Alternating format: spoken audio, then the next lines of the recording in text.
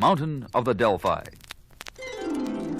It is the year 3885. Two astronauts, Pete Burke and Alan Verdon, traveling through a time warp in space, find themselves stranded on a strange and hostile planet, where apes are the hunters and humans the hunted.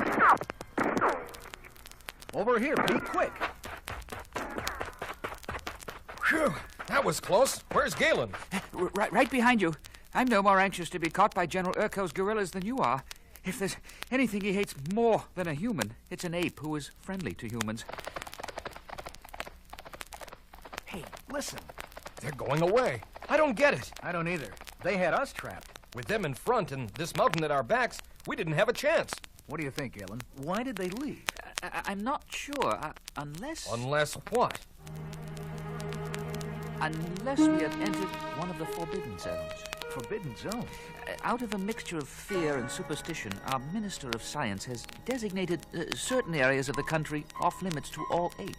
Well, that's kind of strange, because your Dr. Zaius doesn't strike me as being the kind to fall for a lot of superstitious bunk. Quite right. His major concern is to keep apes from learning that there may have been human civilizations in ancient times equal or perhaps even superior to our own, thus upsetting the theory that apes evolved from a lower species of primates, the humans. How come you don't go along with him? I've seen evidence in archaeological research that such civilizations did indeed exist.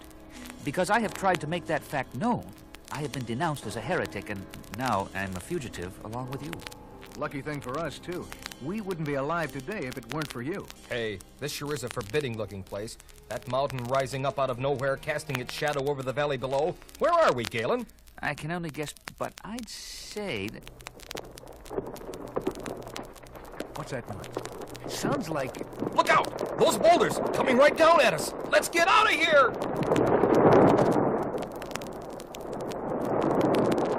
Wow! An avalanche! As if we hadn't gotten enough trouble dodging General Urko and his gorillas. That was no avalanche. What do you mean? Look up there. Men! Cavemen! Right out of the Stone Age! Well, oh, Pete. Yes, just what I thought. But I never thought I'd have the good luck to see living specimens. What are you talking about? Those humans.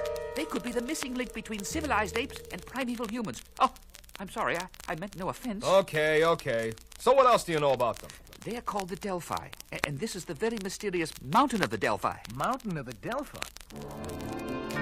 This mountain is an object of both fear and reverence to them. It is said they are drawn to it as though by a magnet, by a subconscious memory of something out of their dim past. Sure is strange looking. Probably of volcanic origin, or the result of some other cataclysmic restructuring of the Earth's surface. Dwelling in caves in and around the base, they never stray far from it. Legend speaks of a metallic object at the top, which they worship as a god, but dare not approach. Hey, look. There's one of those caves up there where the boulders came from. And there's another, right there behind the brush. And... Uh-oh. Suddenly, Alan, Pete, and Galen find themselves surrounded by a group of primitive humans, staring at them, silent, impassive. Hello. I'm Pete Burke, and these are my friends, Alan Verdon and... Galen? You don't seem to be getting through. Let me try. We are friends. Friends. No luck. Perhaps it is my presence that disturbs them, since in their eyes, I am a member of the ape ruling class. As a scientist, I can assure you that I consider humans as equals of apes, and I wish to be a friend to all humans. Look at their expression. Unchanged. Completely emotionless. They don't seem to understand a word we've said. On the contrary, I have understood every word that has been said. Well, thank heaven, one of you can speak. I am Tamarain, guardian of the Delphi. Why have you come here? We seek refuge from the gorillas, nothing more. The mountain has been our refuge for uncounted generations, but we endanger our security and our future if we give aid to escaped slaves. We're not slaves. We are astronauts. Astronauts? We came from another planet, another world out there in space called Earth. Earth? Did you say Earth? Yes, the planet Earth. At last, the prophecy of the Delphi has come true. What prophecy? It is written that the survival of civilization is in the hands of men of Earth, and that one day they will descend from the skies to lead us to the land of promise, where all living things dwell together in unending peace and harmony. Amazing how that concept in one form or another appears in the tradition of so many and varied civilizations. Even among the apes? Even among the apes. Though in our book of life, it is an ape who will lead the way. Come, we must hurry. If the gorillas know of your origin, you are in greater danger than I thought. Hey, hold it. You're taking us up toward the spot where those boulders came down. How do we know it won't happen again? Braylock has been warned. Who is Braylock? He is in charge of defense of the mountain. Young and impetuous and naturally suspicious of strangers. But you are safe. Just follow me. Where to? Up to the great hall of the mountain, where my people gather in time of danger. Then you believe the gorillas will overcome their fear of the Forbidden Zone and come back? Yes, they will return. Your encounter was with a small scouting party. This time they will come with a large force, perhaps led by General Urko himself. Our only safety is in the mountain. Tamarain was right. At that moment, General Urko was meeting with his captains and Dr. Zayas. You have heard the report of my scouts, Dr. Zayas. Burke and Burton and the renegade Galen have taken refuge in or near the mountain of the Delphi. They must be captured at all costs, and the Delphi destroyed as a warning to the rest of the humans. For once, General, I am in complete agreement with you. As long as they were isolated, we could tolerate the Delphi existence. Now that this isolation has been broken, the contagion of that place could spread throughout the land and destroy us all. The guerrillas under my command are as brave as any, General Urko, but their fear of that mountain is great. General Urko, I will follow you to the death, but I cannot guarantee that my troops... Superstitious fools, I will lead the attack myself. We move out now! Follow me! In the meantime, Tamarain and the three fugitives approached the cave entrance leading to the Great Hall. Wow, 200 feet of sheer cliff behind us, straight down. Yeah, and only one narrow footpath leading up here. With enough food and guns, this place could be held indefinitely. Come, we have no time to lose. Entering the cave single file, they walked through a long, twisting tunnel. Rounding one last corner, they stopped suddenly and gazed in amazement at the sight before them. It's like a cathedral. No wonder they call it the Great Hall. And look there, relics of an ancient civilization. A veritable treasure house of archaeological significance. Look here, Pete. Steel rails and some cobblestone. And that thing's sticking up like a stalagmite. It's a steeple, the top of an old church. Are you thinking what I'm thinking? Way ahead of you. This mountain stands where once a great city stood. And the Delphi, this handful of primitive humans, must be the descendants of the people of that city. Clinging to the mountain like a security blanket. Look, Tamarain's getting up on that pulpit. He's going to speak. Hear me, my people. This day have come among us three strangers, as foretold in the Book of Wonders. Amen. This day is for us a day of glory, a day of deliverance. Amen. The people, they're not mutes. They're answering Tamarain like a congregation in the church. As it is written in the ancient scrolls of the Delphi, when in the course of human events, it becomes necessary. Good It becomes Lord. necessary. Those words. Yeah, I know. Tamarain, the guerrillas are coming. A whole army led by General Urko. Prepare all defenses. Braylock! Where is Braylock? Suddenly, a secret stone door swings open, and Braylock enters the Great Hall. There is only one defense, Tamarain. Turn the strangers over to General Urko. What are you saying? Betray our friends? Never! He has given me his word that he will leave us in peace. You have spoken to him? Why you played at being a soldier, I acted. He waits at the foot of the mountain for your decision. You fool! General Urko will not keep his word. There is his answer. He followed you to the secret entrance. You refuse? I refuse. Then I am taking command. You are through, Tamarain. Turning to the open door behind him, Braylock shouts to the guerrillas waiting below. Guards, up here! The fugitives are up here! Tamarain, in a fury, seizes an ancient pistol, fires a single shot, and Braylock falls dead in his tracks. Then, turning to the fugitive, Tamarain shouts. Come quick! Through here! Leading them through a secret door behind the pulpit, he points to a stairway carved out of stone.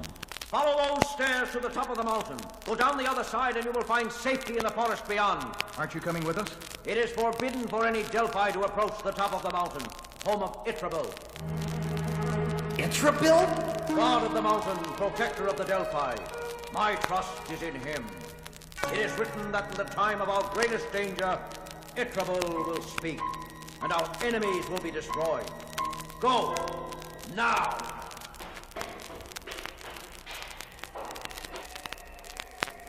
Emerging into the light at the top of the mountain, the three friends peer cautiously over the edge. Far below, Urko, flushed with a sense of victory, shouts to his officers. Destroy the Delphi to the last man, woman, and child. But I want those fugitives alive! Nice guy. Pete, Alan, look, What is it?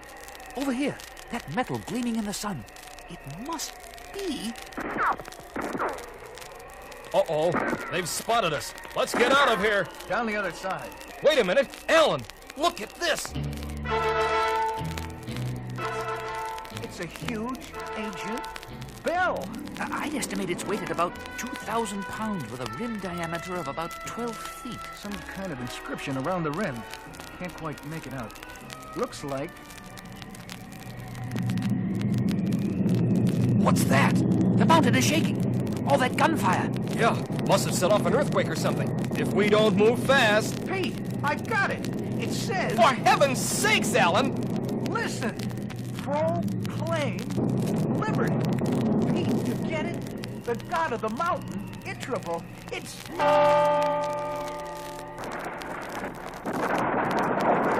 Galen, Alan, quick! Down here! With the mountain crumbling away almost beneath their feet, they race down the side, reaching the safety of the forest just as the proud home of the Delphi, with a final convulsive roar, dissolves into a massive heap of rubble, buried beneath a towering cloud of dust. Good Lord. Are you sure we didn't just dream there was a mountain there a few minutes ago? If it was a dream, then it was one dream that will never die. You speak in riddles. All I know is that the ruins of an ancient city, the richest archaeological treasures I've ever seen, may be lost for all time. And all I know is that a great man and his people died there today, never knowing that the voice of their god of the mountain, silent for over 2,000 years, was in fact the voice of the Liberty Bell of ancient Philadelphia.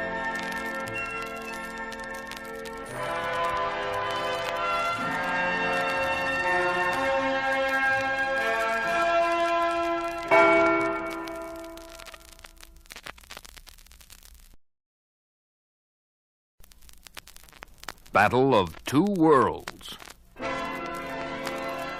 In the strange and hostile world that was once their home, the two astronauts have found one true friend, Galen. We should be there in a few minutes now.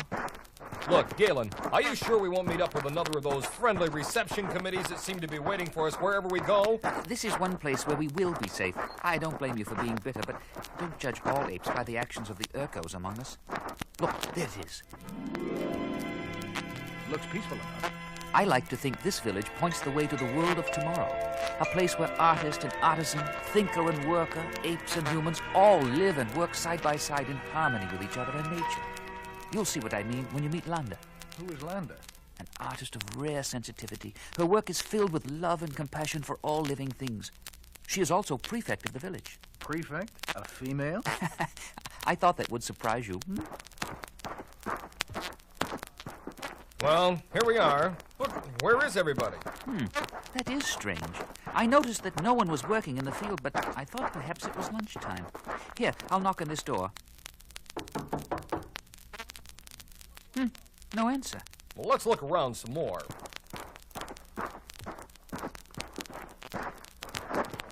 If you ask me, I'd say this place is deserted. Look at this house. Door open, dinner plates on the table, food still on the plates. Whoever lived here left in one big hurry. Sure looks like trouble in your paradise, Galen. I don't understand it. But Landa will explain. Let's get over to her house. It's just down the way.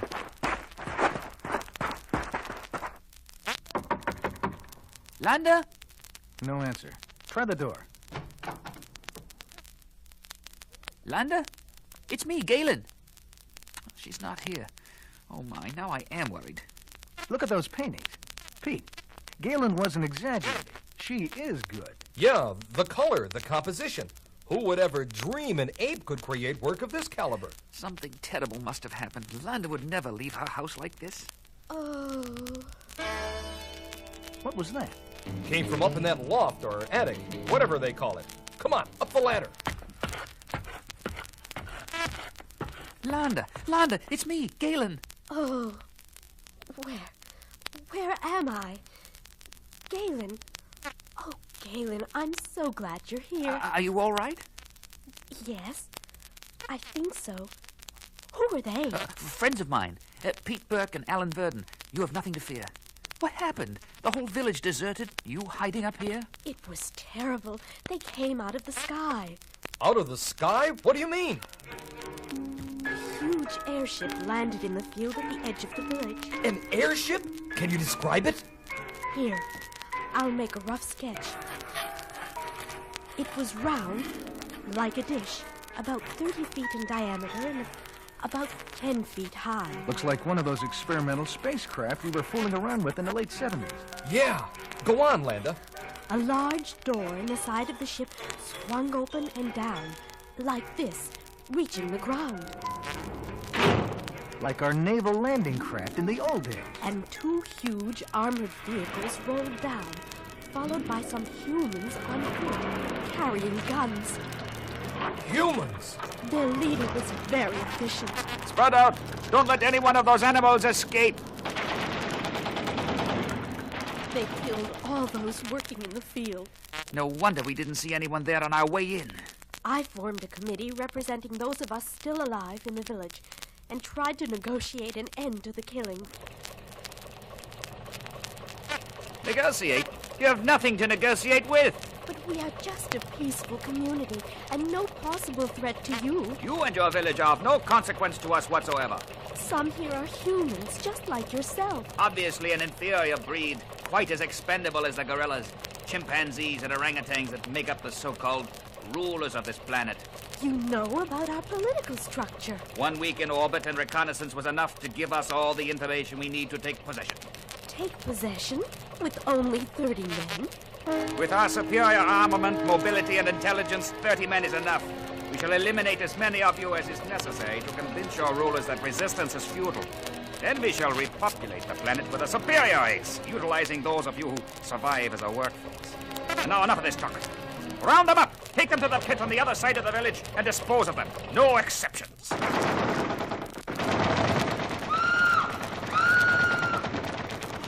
Horrible. But how did you escape? Somehow, in all the confusion, I slipped away into the woods. When I was sure they'd gone, I came back here where you found me. And they refer to us as animals. Yeah, we had a belly full of that superior race garbage in the World War II period of the 1900s. I tell you, Galen, if Trang and his men are not stopped, we are all doomed. Back in Central City, an emergency meeting of the leaders of the country is in session. Dr. Zayas is speaking. The day we have long feared is upon us. A small but extremely dangerous band of killer humans have invaded our planet.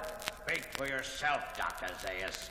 You and your intellectual friends may fear these invaders, but I fear no one. Nobody questions your courage, General Urko, but the situation is critical and calls for careful study and planning. There is no time for that. Just give the word, and my army will move to the attack within the hour. And the invader would mow your guerrillas down like grass. You wouldn't have a chance against their advanced armament. What alternative do you propose? As for me, I'd rather go down fighting than sitting here waiting for them to come and get us. In the old armory outside of the city, we do have some 20th century weapons similar to those used by the invaders. Can they be used? After so many centuries of disuse, I frankly doubt it, but it is worth looking into. You can waste time puttering around with your old antiques if you like, but I say your fears are exaggerated, and I'm giving battle orders right now. Sergeant, get the troops ready to ride. We will search out the enemy wherever he is and destroy him. Meanwhile, Pete, Alan, and Galen hold their own council of war, together with their friend Landa, in the field at the edge of the village. Here's where the ship landed. Look at that, Pete. Those tracks. They've got tanks. Yeah, probably running on high-powered batteries or nuclear fuel, though gasoline fuel is conceivable. And how do you stop tanks with rifles? Like shooting at an elephant with a pea shooter. You shoot elephants? Greedy men used to hunt them down for the ivory of their tusks, until wiser and more compassionate laws put an end to the practice. Are you going to stand there and preach morality all day? Justice versus injustice. Right against wrong. Love against hate. Isn't that what morality is all about? The conflict between good and evil is always a moral struggle, an unending battle of two worlds. And now I wonder, which side are you on? Okay, cool it. I'm with you. Don't mind him, Landa. His heart's in the right place. He just likes action. Likes to keep the... General Urko's guerrillas. We must hide. Quickly, over here behind the bushes. There they are. 5 of them.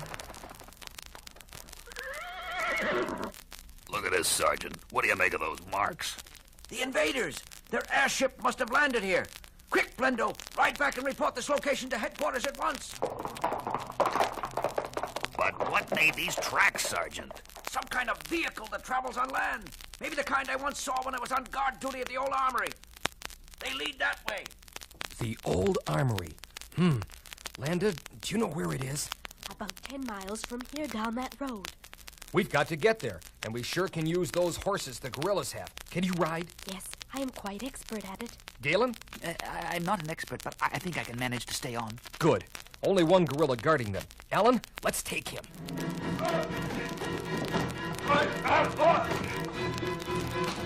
That takes care of him. And the others haven't seen us yet. Mount up and let's go.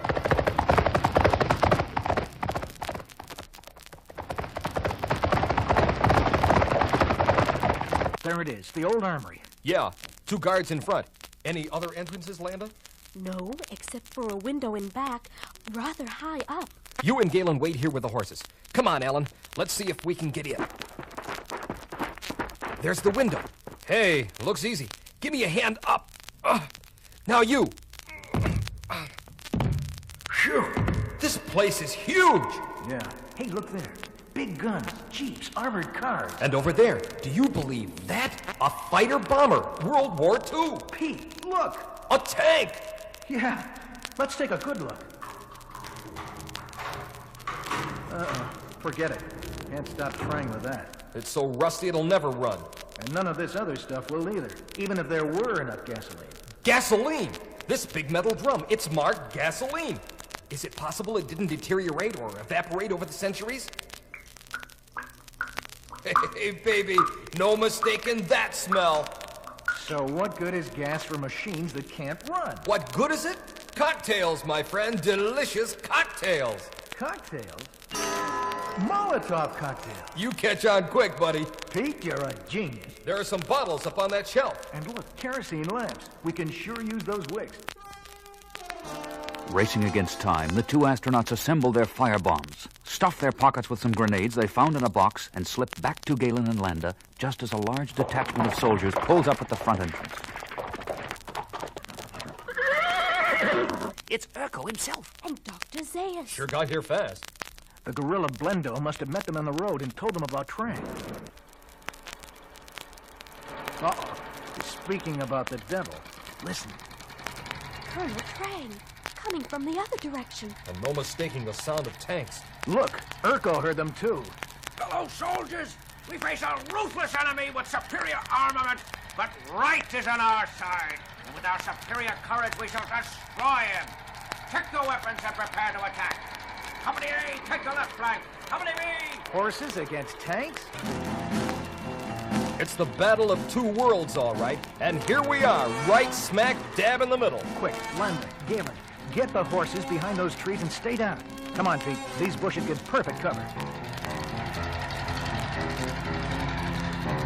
Here they come. Light up. I'll take the first one. You take number 2. Now!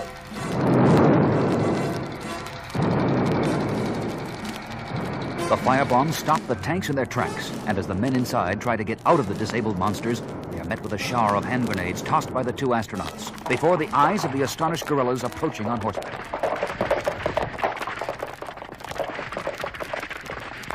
Come on, Pete. Let's get back to the horses. I'm with you. Pete, Alan, over here. Galen, what happened? Landa, she's been shot. Oh, Lord. Wait a minute. She's breathing. Bullet just creased her head. She's coming around. I think she'll be all right. Who did it? It was Trang himself. He took one of the horses and went that way. Alan, we gotta stop him. He's headed back for the spaceship, and that ship is our ticket back home. What are we waiting for? Galloping furiously down a path through the woods, they suddenly come to a clearing. There it is. And it's a spaceship, all right. A beauty. Listen, the motor's running. Look out, he sees us. He's gonna get away. Not if I can help it. The door is still open, and I've got one grenade left. Racing his horse directly toward the spaceship with Alan close behind him, Pete hurls the grenade through the door a split second before it closes and the ship starts to rise. Our luck. The last grenade, and it's a dud. Well, it was a good try. What's that? The grenade. It went off. Look, the door's opening. Someone's gonna jump. It's Trang. Good Lord! The ship blew up! Completely disintegrated! There goes our ticket to home. Train got out just in time, but I don't think it did him much good. Let's get over there. He looks all busted up. Filthy animals. Wipe them out. Destroy them. Trang, listen. We are astronauts like you. How did you get here? Do you have any other base on the planet? The future is ours. Follow me.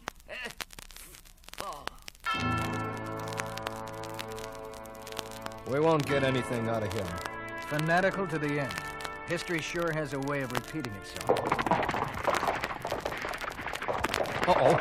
The gorillas. We're sunk! They've got Galen and Landa with them. Okay. We give up. Hey, the gorillas. They're leaving. Pete, Alan, you're all right? Yeah, but what gives? How come they're letting us go? Urkel still considers you dangerous, but because of what happened today, Dr. Zayas convinced him to let us go. This time.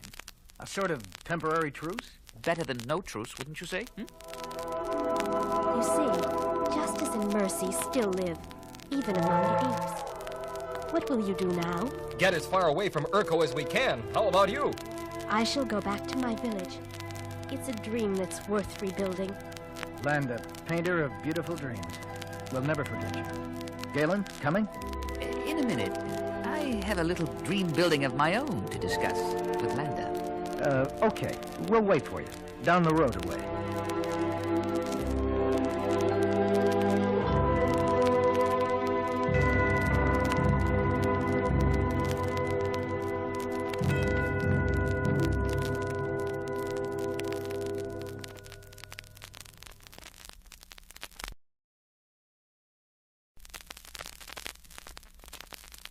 Dawn of the Tree People. Wandering across a land ravaged by a cataclysm beyond imagination in its horror, Pete, Alan, and Galen reach an area strangely untouched by the destructive forces unleashed many centuries ago. Have you guys noticed how warm it's been getting the past few days? Well, we have been moving south, so I guess things haven't changed that much in 2,000 years. According to our ape theory of evolution, the origin of apes can be traced back to an area similar to this, with the appearance first of humans, followed by the superior ape species. Uh-oh, gorillas. Yeah, looks like we're still being followed by the superior ape species. We're in luck. They didn't see us. That Urko never gives up. He's got the word out on us all over the place. Yeah. So we gotta find us a place to hole up for the night. It's gonna be dark soon, and I don't want to be caught sleeping in the open. We seem to be on the edge of a big swamp. Maybe we can find a place in there. Sure gives plenty of cover, trees and things. Ugh, I don't think I like it. What do you think, Alan? I'd rather take my chances in there than out here. Let's go.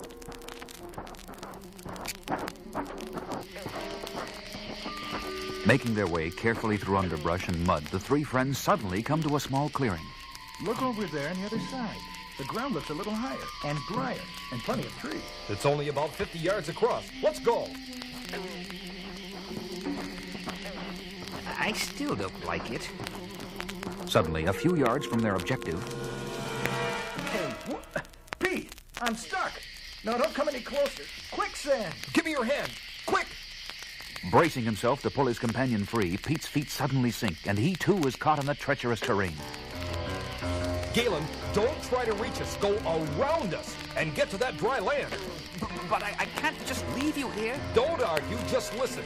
When you get there, break off one of those tree branches and slide it out to us. Maybe that way you can pull us out of this mess. It's our only chance. Right. Okay, I'm on my way. He made it. Good work, Galen. Now slide it out here. Hurry, we're sinking fast. Too short. I can't reach it. Neither can I. Alan, it looks like we've had it. Oh, Lord. What a way to go. Sinking deeper and deeper, they had almost disappeared beneath the surface, when suddenly, as they were lapsing into unconsciousness, they felt strong hands grasp them and pull them out to solid ground and safety. What happened? Pete, where are you? Galen! Easy now. Rest easy. Your friends are all right. Oh, my head. Who are you? I am Magnum, leader of the Tree People. We're safe, Alan. Magnum and his son Molan pulled you both out of the quicksand just in time. Oh, you can say that again.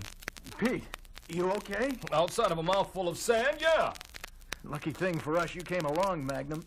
And Molan, thanks. No thanks are necessary. If you feel strong enough to move, follow us. You'll stay in our village for the night. It's not safe here. Moving with a sure-footed instinct of born woodsmen, Magnum and his son lead the group along a moss-covered path through a morass of lush vegetation, mangrove thickets, and snake-infested waters. And just as night falls... Lights ahead. Is that a welcome sight? Here we are. I must say, any place is better than where we've been. This is our village, our home. Village? Home? All I see is a big clearing in the woods. Lit up by torches. But no people and no houses. Look up. Well, what do you know? Treehouse.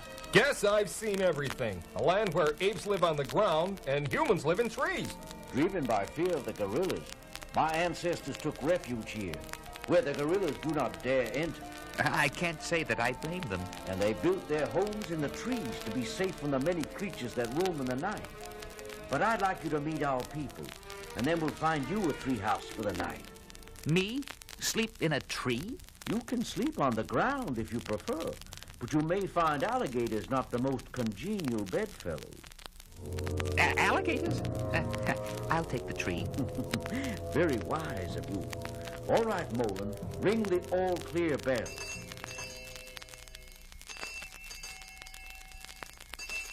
As though by magic, the village comes alive with people descending from their houses by ladder. Suddenly, a beautiful young girl emerges from the rest and runs toward them. Molan, I was worried about you. What happened? We got a message from our guards that some humans had entered our territory and were walking straight toward the quicksand. We had to move fast to save them. This is I'm Pete Burke, and this is Alan Verdon. Hi. And this is... An ape! Don't be afraid. Galen is a friend. Oh, how I look to the day when ape and human can meet each other as friends and equals, instead of recoiling in fear and distrust. Oh, I'm sorry, Galen. It's just that we've heard so many terrible stories about the apes. And all of them are true. What is he doing here? What kind of humans would have an ape as a friend? Bronto, these are our guests. How do you know they're not agents of the gorillas sent here to spy on us? Here we go again. If you and your people weren't so isolated, you would have known that Pete, Galen, and I are #1 on General Urko's enemy list. Then his gorillas have been chasing us from one corner of the country to the other. Enough!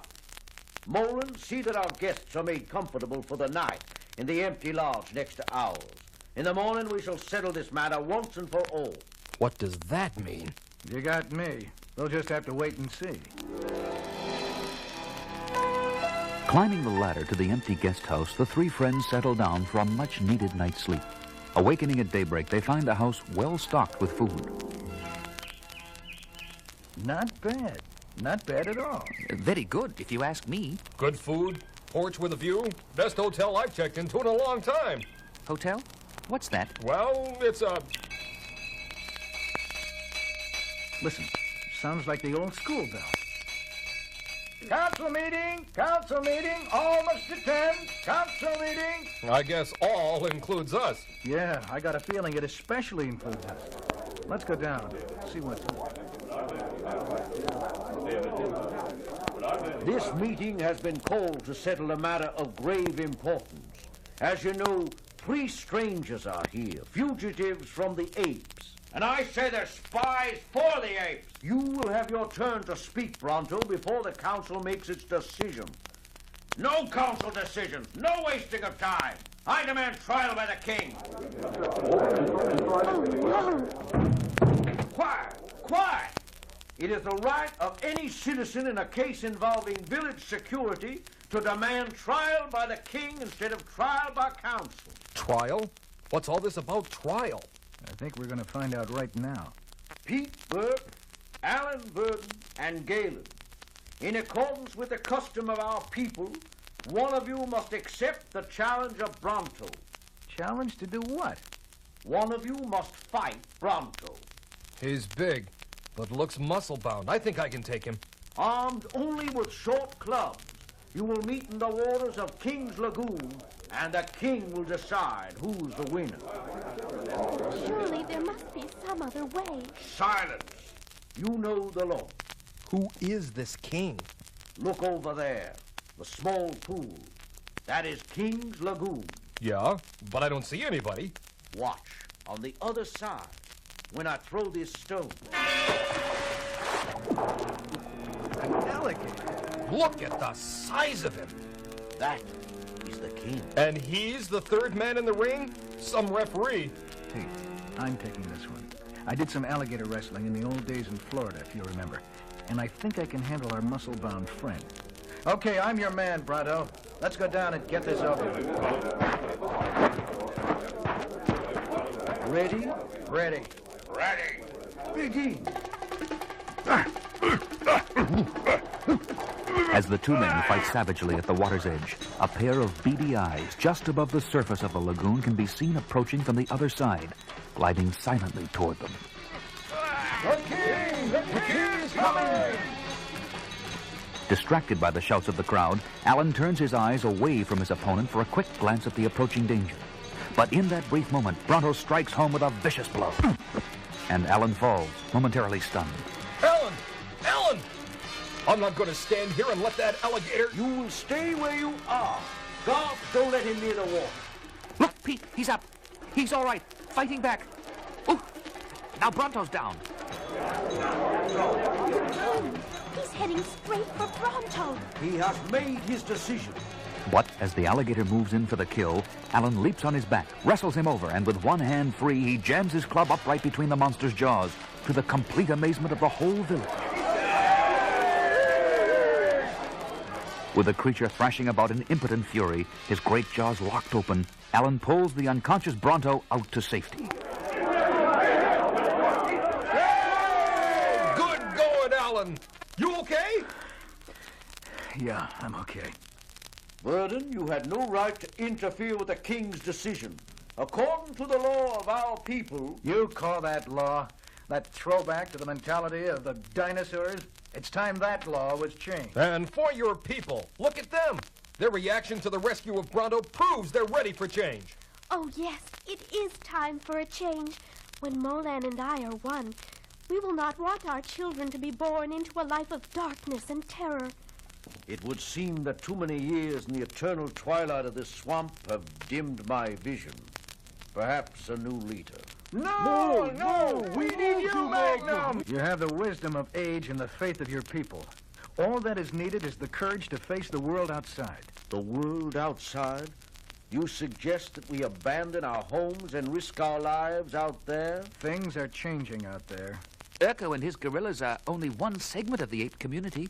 There are others, more all the time, who favor a closer, peaceful relationship with humans, like that of Pete and Alan and me. They are right, Father. We have traded our right to live in the sun for a false security in the stagnation of this swamp. To grow, we need the sun. Ah, the wisdom and courage of youth. So be it. Hear me. There will be a meeting of the council immediately. Burke, Galen, Verdon, Will you join us? Wouldn't miss it for the world. Delighted. How could we pass up the chance to see something as beautiful as a sunrise? The new dawn of the tree people.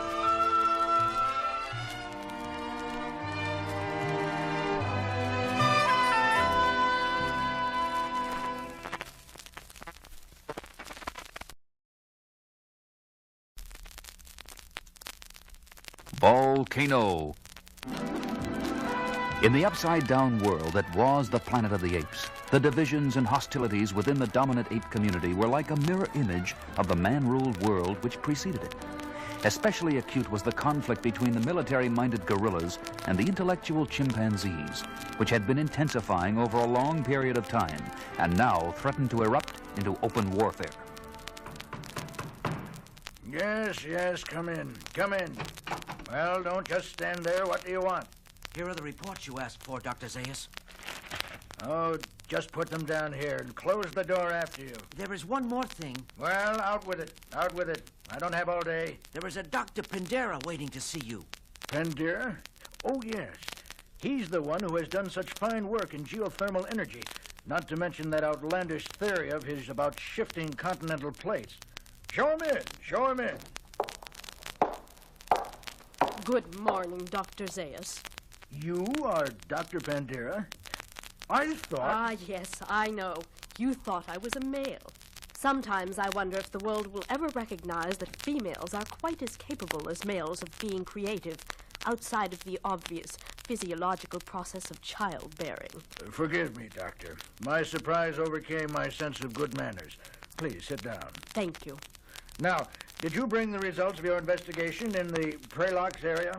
Yes, and I am quite concerned about it. The temperature of the water in the crater of Mount Pralox is rising, almost to the boiling point, and the vapor emission has increased sharply. What about earthquake activity? That, too, is alarming. Numerous minor quakes have been felt in the area, none big enough so far to cause any damage. But my studies of the motions of the continental plates... Must we go into that? I have heard of your theory, Dr. Pendera, but I really feel you are allowing fantasy to take over your usually rational thought processes. Nevertheless, through my theory of the shifting of those continental plates, I predict there will be a major earthquake along the fault line in the Mount Pralox district, preceded by massive volcanic activity sometime in the very near future. Assuming your prediction is correct, the area around the mountain is no longer fit for habitation, and everyone living there should move to another and safer location. And the sooner, the better. You realize, of course, that the Pralox area constitutes one of General Urko's strongest bases of popular support, that it is populated almost exclusively by gorillas. I am aware of that. Relations between Urko and myself have almost reached the breaking point. And recently, there have been frequent clashes between individual chimpanzees and orangutans on the one side and gorillas on the other. What does that have to do with... If the Council of Ministers, under my instructions, orders an evacuation of the Pralox area, I hesitate to predict its effect on General Urko and his hotheads. The worst fears of Dr. Zayas were at that moment being confirmed at General Urko's headquarters, where a meeting of all his commanders is in session. I have called you together today because of grave developments in our country. For too long now, we have put up with the stupidity and insolence of those emasculated, effete intellectuals in Central City. They have coddled the humans, allowed our defenses to be weakened, and now are beginning to openly discriminate against us. I have received word that they are about to order the evacuation of Pralox because of a supposed threat of earthquakes or volcanoes or some such nonsense. No, no, no! It's a trick to split the gorillas. Divide and conquer. I am from Pralox, and my people are not afraid of a few rumbles of the earth and harmless columns of steam, which we have seen for years.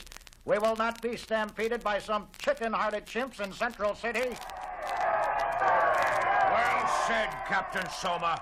But the issue has gone beyond all this. The issue now is, who is to rule the nation?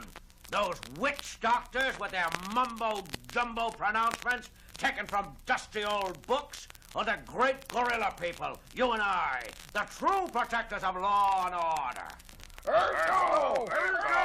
Urko!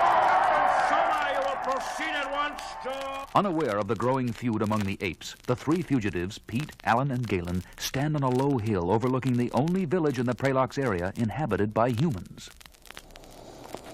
If I didn't know better, I'd swear we were near old Yellowstone Park. Yeah, those geysers around here sure remind me of Old Faithful. But we're nowhere near the Rockies. Rockies? Old Faithful? Yellowstone? I never heard of them.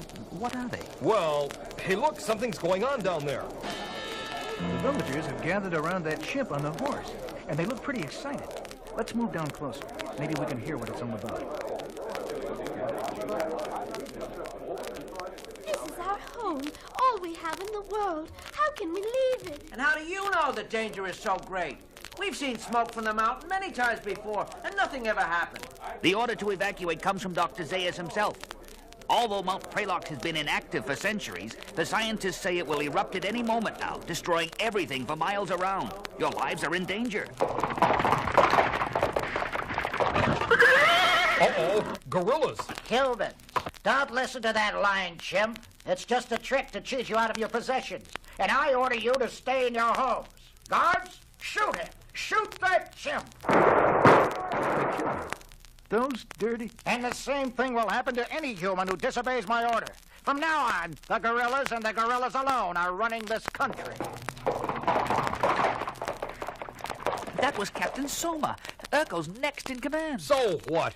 One gorilla's about as bad as another when he's got a gun on you. It is against our law for ape to kill ape. If Urkel's top commander deliberately breaks that law, it can only mean one thing. Well? The gorillas are in open revolt. They fear there will be the same kind of fratricidal war among apes that destroyed the civilization of humans. Hey, what's that? Am I dreaming, or did the ground shake for a second? You weren't dreaming. And it was shaking. And look at that column of steam from Mount Pralox. I don't like the look of this thing. Neither do I. I think Dr. Zaius and his scientists are right. This place is gonna blow. We gotta get out of here. And we've got to convince the humans in that village to leave. They must leave. What a spot they're in. If they stay, the volcano will get them. And if they try to leave, the gorillas will. If you ask me, they have no choice. They've got to leave and take their chances with the gorillas. And we've got to convince them. Let's go. They race down into the village, and without hesitation, Pete climbs on a box in the center of a crowd of bewildered, frightened villagers. Listen! Listen to me! You've got to leave this place right now! Who are you? You don't belong here. Who I am doesn't matter. Your lives are in danger if you stay here. You must leave! You came in here with an ape. Why should we listen to you? Let him speak. My life is at stake here, too, and I want to hear what he has to say. Mount Pralox has become a live volcano. At any moment now, it will explode, and flaming red-hot lava will come flowing down, destroying and burying everything in its path. And that means this whole village. I've seen volcanoes in action, and I beg you, leave now! It's Captain Soma and his gorillas again. Who are you, human? And what? Say, aren't you... Guards, seize him! He is one of the fugitive astronauts, and there are his friends Bearden and Galen. Seize them all!